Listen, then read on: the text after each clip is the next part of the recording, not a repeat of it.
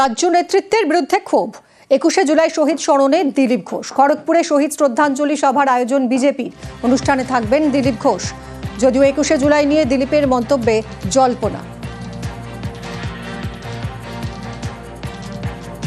এই সভাতে কি দিলীপ দা থাকবেন? আমরা ডেকেছি, আহ্বান করেছি থাকার জন্য। এর আগে ডেকেছিলাম, উনি সাড়া দিয়েছিলেন। এখনো পর্যন্ত কথা হয়নি আসবেন কি। কনফার্ম জানি কথা বলিনি, বলবো। আমার তো জানা নেই যে টিএমসি কখনো বলেছে দিলীপ ঘোষ জয়েন করবে টিএমসি তে, বা দিলীপ ঘোষ কোনোদিন বলেছে। মাঝখান থেকে কিছু লোক এই ধরনের হাওয়া তোলেন। 21-এর চমক, 21-এ কালকেও চমক থাকবে বলছেন। সবই চমক, রাজনীতিতে যা হয় সবই চমক। দিলীপ ঘোষ বিজেপিতে ছিল, দিলীপ ঘোষ বিজেপিতে আছে এবং বিজেপিতে দিলীপ ঘোষ থাকবে। কালকে দিলীপ ঘোষ যে সমাবেশ করছেন সেখানে আমাদের মেদিনীপুর জেলার সাংগঠনিক যিনি সভাপতি আছেন তিনি উপস্থিত থাকবেন। সুতরাং স্বাভাবিকভাবেই তো সেটা দলীয় কার্যক্রম। আর দিলীপ ঘোষ বিজেপির কার্যক্রম করবেন নাকি অন্য কেউ করবেন নাকি?